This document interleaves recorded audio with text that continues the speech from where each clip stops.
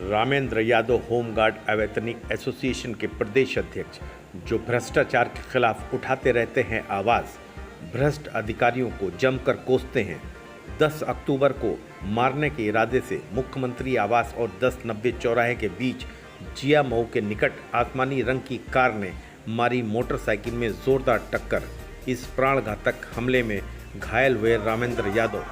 घटना के बाद देर रात हजरतगंज कोतवाली में अज्ञात के खिलाफ लिखी गई एफआईआर, नहीं हुआ मेडिकल। होमगार्ड जवानों में रोष। जैसे विगत दिनों आपके ऊपर जानलेवा हमला हुआ, एक रिपोर्ट यही कहा जाएगा कि हमला हुआ क्योंकि जो सड़क के ऊपर जो जिस तरह से भीषण जो है दुर्घटना हुई थी, इसके बारे में सर क्या आप कहना चाहेंगे? देखिए, तो पहले आज जो अहम भूमिका हमारा साथ कंधे से कंधे और पूरे प्रदेश में जो शोषण होमगार्ड जवानों के साथ हो रहा है, उसको हमारी मीडिया बंधुओं ने बड़े ऊंचे स्तर पर उठाकर सरकार तक पहुंचाने का कार्य किया है, ताकि इनकी लूट और पाट ये बंद हो। यही कारण है कि हमें 11 तारीख को, पहले तो 19 में मुझे खरीदने की कोशिश किया और उससे नहीं कामयाब हुए, और उसके बाद धमकी दिया, धमकी में नहीं आए। इसके बाद मुझे नोटिस दी गई 5 बार, इसके बाद मुझे बर्खास्त किया गया।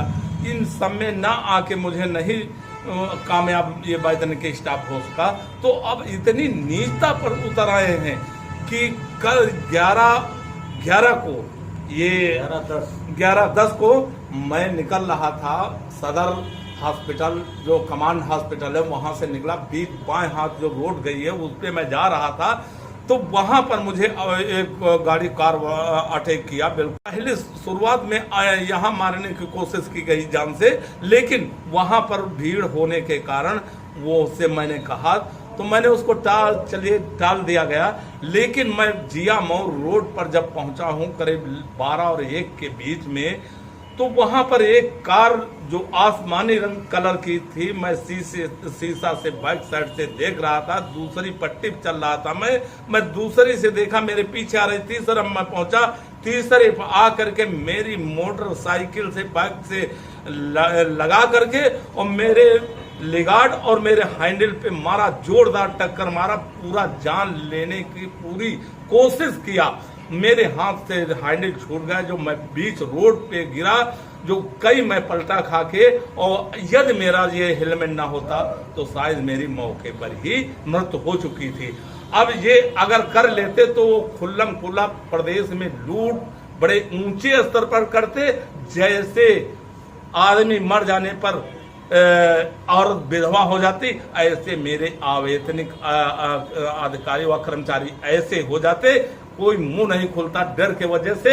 ये सीधा टारगेट, पूरी कोशिश किया मार देने की, लेकिन नहीं, शैतान का काम है परेशान करना, ना कि जान लेने का अधिकार बनता है। तो ये सत्य के साथ इतिहास है कि सत्य के 107 दिया है। 1,18,000 जवानों का, उनके परिवारों के मेरे साथ आशीर्वाद रहा है। यही कारण है अच्छाई जो है असत्य पर सत्य की विजय हुई और वो पराजित हुए। कोशिश तुम उन्होंने जान लेने की पूरी भरकत कोशिश किया, लेकिन अपने कामयाबी में कामयाब नहीं हुए। अब जितने काले कारनामे हैं सरकार तक रखूंगा और पूरे प्रदेश नहीं पूरे देश के सामने रखूंगा, और उसके बाद फिर हम पूरे प्रदेश से एक रणनीति सभी लोग मिला बनाएंगे। यदि ये अन्याय करते रहेंगे तो अब जो है ये सर के ऊपर से पानी बहना चालू हो गया। इसको बर्दाश्त किसी कीमत पर नहीं किया जाएगा। अब इससे ज्यादा क्या करेंगे, जान लेने की पूरी मेरी कोशिश की गई। पूर्व में मैंने सरकार को दे रखा है और नाम खोल दिया है, यदि कोई घटना घटित होती मेरे जान, तो यही अधिकारी जो है दोषी माने जाए। मैं अभी, मेरी बड़े आप लोगों का जो है देन है, जो उस दिन हमारी बड़ा प्रयास करने के बाद जब वो जाने अब बहुत कुछ हमारे खिलाफ हो जाएगा पुलिस, तब मेरी एफआईआर 10 बजे रात में मुझे एफआईआर मिली है, और उसके बावजूद अच्छा नहीं समझे कि इनका मेडिकल करवा दिया जाए। उसने चौकी इंचार्ज ने बहुत बदतमीजी किया। उसने सीधा ये सीधा बात कर रहा था कि आप मरे क्यों नहीं, लेकिन नहीं, उनकी बस की बात नहीं है। तब मैंने कहा मेरा कागज़ दे दो। फिर मैं हजरतगंज गया हूँ और हजरतगंज में आप लोगों की बदौलत हमारे राजेश भाई, हमारे नीरज जी, हमारे मीडिया से यम खान साहब 24 के और ये मीडिया आ रही थी, जब जाने अब हम लोगों को जो है इसमें संज्ञान ले लेगी सरकार, हम लोगों के ऊपर मुकदमा कायम हो जाएगा। तब मेरी FIR लिखी गई, फिर भी मेरा मेडिकल नहीं करवाया गया। मेरे पास बलरामपुर के कागज है जो मैं तत्काल वहां पहुंचा हूं, ट्रीटमेंट सब हुआ है, इलाज वो है।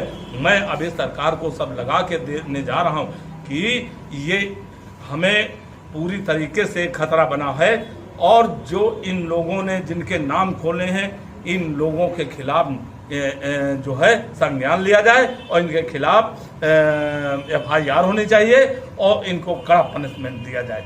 ये मैं बार बार आवाज़ लगा के सरकार से मांग कर रहा हूँ। मंत्री साहब तो बिल्कुल वो तो मौन धारण इस विभाग को सौंप दिए हैं वैतनिक स्टाफ के, और उनको पैसा चाहिए, वो कुछ नहीं बोलना चाहते। मैं इन्हीं बातों के साथ अपनी बात पर विराम देता हूँ। जय हिंद, जय भारत। पहले मैं ईश्वर को धन्यवाद देना चाहता हूं कि मेरे प्रदेश अध्यक्ष की उन्होंने जान बचाई, और आप लोगों का विशेष तौर पे धन्यवाद जिन्होंने आप मौके पर पहुंच के, मुझे तो सूचना देर से मिली, आप लोगों ने हमारे अध्यक्ष जी का सहयोग किया, FIR दर्ज करवाई।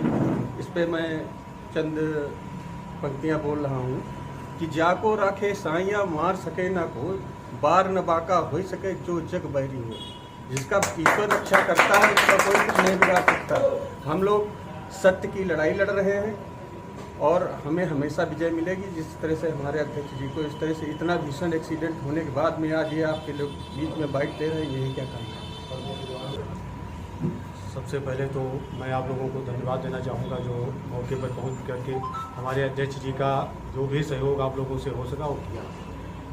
होमगार्ड विभाग में इतना घोर भ्रष्टाचार जो है व्याप्त है कि जो अधिकारी हैं मनमानी कर रहे हैं और इनके खिलाफ जो बोलता है या जो कोई इनकी शिकायत करता है, ये लोग उसको अब सीधा टारगेट करते हैं, लेकिन ऐसा नहीं है।